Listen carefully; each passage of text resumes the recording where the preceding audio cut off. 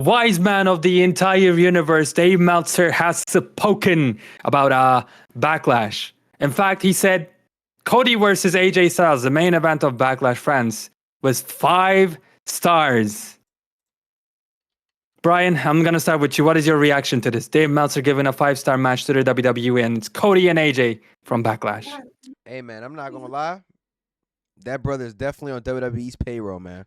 Woo! Because listen, if you're going to give any match on WWE 5 stars like latest recently, I would have accepted the Roman and Cody thing. But like AJ and Cody, don't get me wrong, it wasn't a bad match. But like 5 stars though, bro, like something's up. It's just odd. You know what I'm saying? So I'm not denying the fact that it wasn't a good match. It was a good match. But 5 stars, bro, I don't How much see would it. you give it? How much would you give it?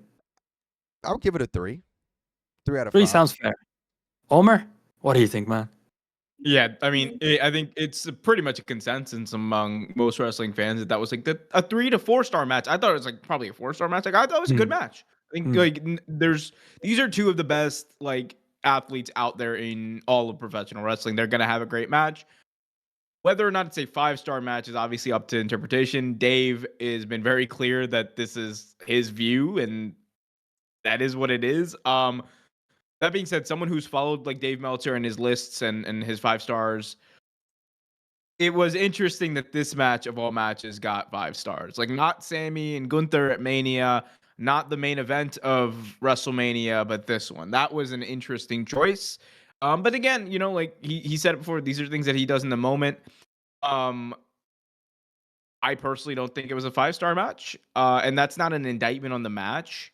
I just don't think that it had that extra gear that you want in like, you know, like a historically great match, right? Like there's that like extra gear, that extra almost intangible that you can't explain. Yeah, That gets there, and you just feel like, okay, yeah, this match is next level. For me, it never got there. So that's my case there.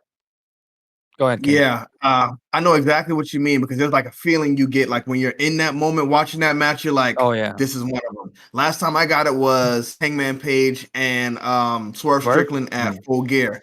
So it's something you feel when you're watching what could be considered a 5-star match, and I don't think this one had it either.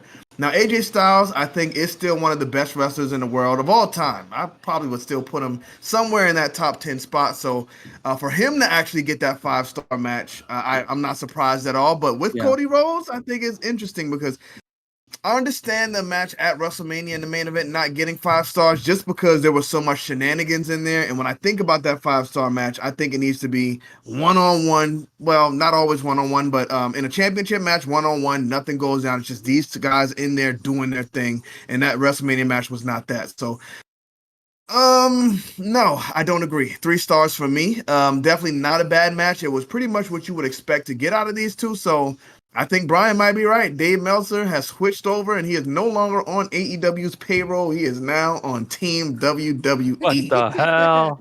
We're gonna see him as DLC next year in 2K25 maybe. Dave Meltzer DLC. Man. Okay, this is negative. Caro coming at you. Nice to meet you, everybody. I give this match 2 stars because not only the match it was generic as hell. Nothing happened in this match action-wise that I remember.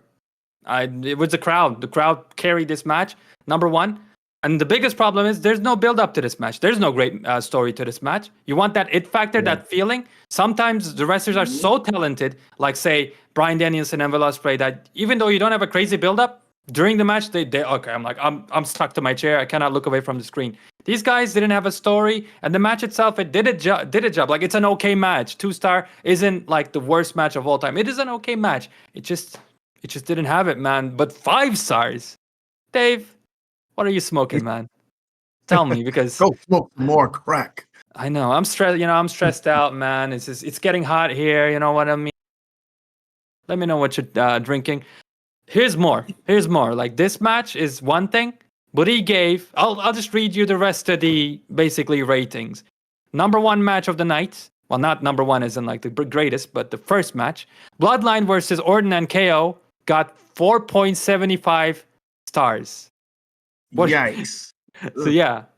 Quick reactions to that? I won't say it's a bad match. I was intrigued though. Like I was entertained the whole match pretty much. There was a lot of action, you know what I'm saying? I just don't know if it's a 4.75. I would rate that 3 to 3.5 stars, but I wouldn't go 4.75. I thought the match was genuinely good. I thought it was fun. Omer, would you go 4.5 stars for Bailey, Naomi, and Tiffany? What? What? Yeah, that's He it. went 4. Yep, you heard me 4.5. right. I mean, 4.5 okay, I'll be with that honest. one too. Mm-hmm. Oh, he's on their payroll. He's on. Yeah, Dave, how much are they paying you, my brother? Because I will Something gladly happened. defend WWE every single day of my life if they paying me as much as you, dog. You heard it here first. Yeah, that's kind of wild. I mean, honestly, like, I looked at the match ratings or the star ratings for some of these matches. Mm-hmm. There were some really good matches on this card. Like, no doubt about it. There was some really good matches. This was a good card. This was a good, fun PLE to watch. Yeah. The crowd, as you said, made a lot of this pay-per-view, memorable. However, I mean, one of the things that was lacking for me throughout this card, outside of the bloodline stuff, was like the story. I don't think there was much story to anything that was happening. And like that takes an element away from the match. Of course, great matches can overcome that. We've seen that. Carol just outlined it before. But I don't think that there was anything that really rose to like over a 4-star match on this card. Like that's just my general opinion. And like that's not me saying like, oh man, you need to have like one style of pro wrestling where everyone's just going at it full speed all the time. No, like there's different ways to have a fantastic wrestling match. We all agree on that. I just don't think like anything rose to like that like all-time excellence level that those 5-star matches traditionally are. But again, one thing we need to remember, it is one man's opinion. Well, Omer, actually, Dave agrees with you for the rest of the card because the last 2 matches, which is Priest versus Jey Uso, got 3.5 stars. Jade and Bianca versus Damage Control, that whole shebang with Kyrie and Jade going crazy, got 3 stars from Dave Meltzer. Though that's the entirety of the ratings. I thought that was a better match, but okay. Yeah, I agree. That was so fun. 3 stars was high though.